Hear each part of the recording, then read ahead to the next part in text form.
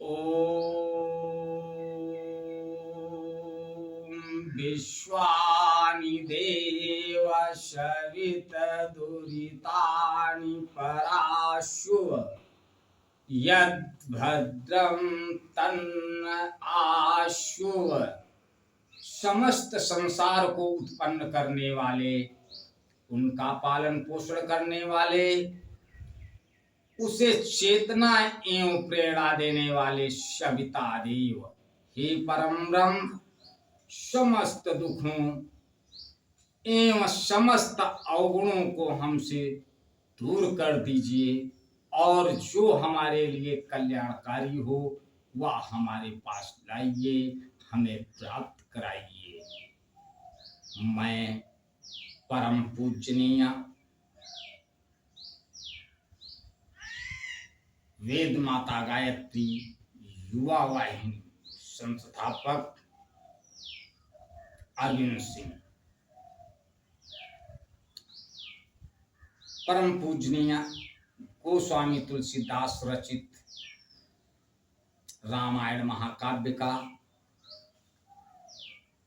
ये 9वां भाग आपके सामने प्रस्तुत कर रहा हूं। आप इसको सुने और इसमें क्या बताया गया है उसका अनुसरण करें और अपने जीवन को कृतार्थ बनाएं। आइए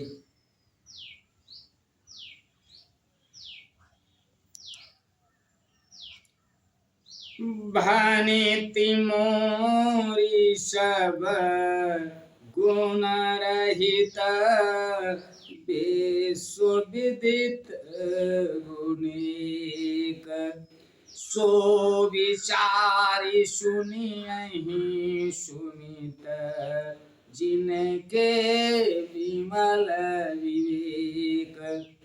मेरी रचना सब गुणों से रहित है, इसमें बस जगत प्रसिद्ध एक गुण है, उसे विचार कर अच्छी बुद्धि वाले पुरुष जिनके निर्मल ज्ञान हैं इसको सुनेंगे। यही महा रघुपति नाम उदारा, अति पावन पुराण श्रुति सारा। मंगल भवन अमंगल हारी, उमा सहित जेहि जपत पुरारी। इसमें श्री रघुनाथ जी का उदार नाम है जो अत्यंत पवित्र है, वेद पुराणों का सार है, कल्याण का भवन है और अमंगलों को हरने वाला है, जिसे पार्वती जी सहित भगवान शिव जी सदा जपा करते हैं। भनिति विचित्र सुख विकृत जो, राम नाम बिनु सोहन सो। विधु बदनी शव भांति सवारी, सोहन बसन बिना बरवारी। जो अच्छे कवि के द्वारा रची हुई बड़ी अनूठी कविता है, वह भी राम नाम के बिना शोभा नहीं पाती। जैसे चंद्रमा के समान मुख वाली सुंदर स्त्री सब प्रकार से सुसज्जित होने पर भी वस्त्र के बिना शोभा नहीं देती। सब गुण रहित कुक विकृत बानी, राम नाम जस अंकित जानी। सादर कहीं सुनहि बुधताही, मधुकर सरिस संत गुण ग्राही। इसके विपरीत कुकवि की रची हुई सब गुणों से रहित कविताओं को भी राम के नाम एवं यश से अंकित जानकर बुद्धिमान लोग आदर पूर्वक कहते और सुनते हैं, क्योंकि संत जन भौरे की भांति गुड़ ही को ग्रहण करने वाले होते हैं। यद्यपि कवि तरस एकहु नाही, राम प्रताप प्रगट यहि माहि। सोई भरोस मोरे मन आवा, कोई के कोकिन सुसंग बड़पन पावा। यद्यपि मेरी इस रचना में कविता का एक भी रस नहीं है, तथापि इसमें श्री राम जी का प्रताप प्रकट है। मेरे मन में यही एक भरोसा है, भले संग से भला किसने बड़प्पन नहीं पाया। धूमहु तजई सहज करुआई, अगर प्रसंग सुगंध बसाई। बनिति भदेश वस्तु भली वरनी, राम कथा जग मंगल करनी। धुआं भी अगर के संग से सुगंधित होकर अपने स्वाभाविक कड़वेपन को छोड़ देता है, मेरी कविता अवश्य भक्ति है, परंतु इसमें जगत का कल्याण करने वाली राम कथा रूपी उत्तम वस्तु का वर्णन किया गया है। इसमें यह भी अच्छी ही समझी जाएगी। गोस्वामी तुलसीदास जी लिखते हैं, मंगल करनी कलमल हरणी, तुलसी कथा रघुनाथ की। गति क्रूर कविता सरित की, ज्यों सरित पावन पाथ की। प्रभु सुजस संगति भनिति भले, होई है सुजन मन भावनी।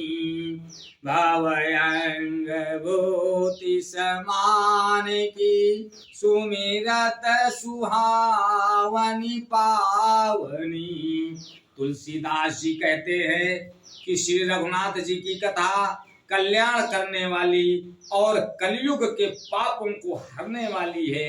मेरी इस भक्ति कविता रूपी नदी की चाल पवित्र जल वाली नदी गंगा जी की चाल की भांति टेढ़ी है।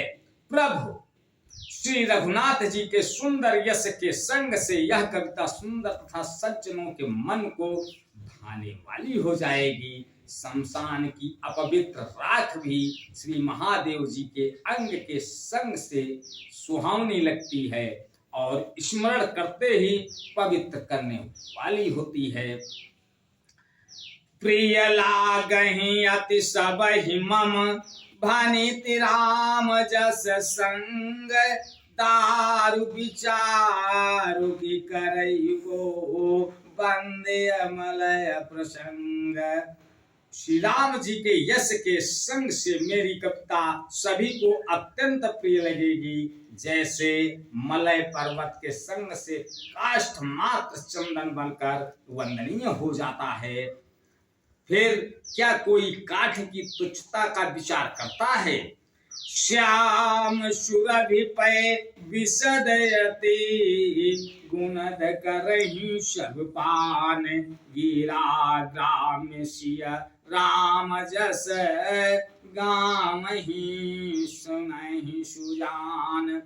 श्याम गौ काली होने पर भी उसका दूध उज्जवल और बहुत गुणकारी होता है, यही समझकर सब लोग उसे पीते हैं। इसी तरह गंवारू भाषा में होने पर भी श्री सीताराम जी के यश को बुद्धिमान लोग बड़े चाव से गाते और सुनते हैं। आज बस इतना ही। आगे की कथा अगले भाग में और रामचरितमानस पाठ श्री रामचंद्र जी के चरित्र का वर्णन किया गया है। रामचंद्र जी अपने जीवन में कैसे रहे उसका लोगों को बताने के लिए ये कविता रूपी श्री रामचरितमानस काव्य में तुलसीदास जी ने उसका वर्णन किया है। इसका उद्देश्य है राम के चरित्र से लोग कुछ सीखें। ये भावना अगर है कि हम पाप करते जा रहे हैं और श्री रामचरितमानस का पाठ घर में करा देंगे, हमारे सारे पाप धुल जाएंगे, ये गलत फहमी भैया अगर हो तो निकाल देना। जो पाप आपने किया है उसका तो आपको दंड मिलेगा ही। हाँ, अगर राम के चरित्र का आप अनुसरण करते हैं, साधना करते हैं और वहीं से आप पुण्य काम करते हैं यानी अच्छे काम करते हैं तो आगे का आपका रुक जाएगा। तो चमत्कार कहीं नहीं है, आपको अपने व्यसनों को त्यागना पड़ेगा। जो पाप रूपी व्यसन हैं, जो निकृष्ट कार्य हैं, उनको छोड़ करके आपको पुण्य कार्य यानी कार्य सकारात्मकता अपनानी पड़ेगी। आशा करता हूं कि आप लोग अंधविश्वास से उबर करके श्री राम कथा का श्रवण और अनुसरण करेंगे। तब तक के लिए जय श्री राम। ओ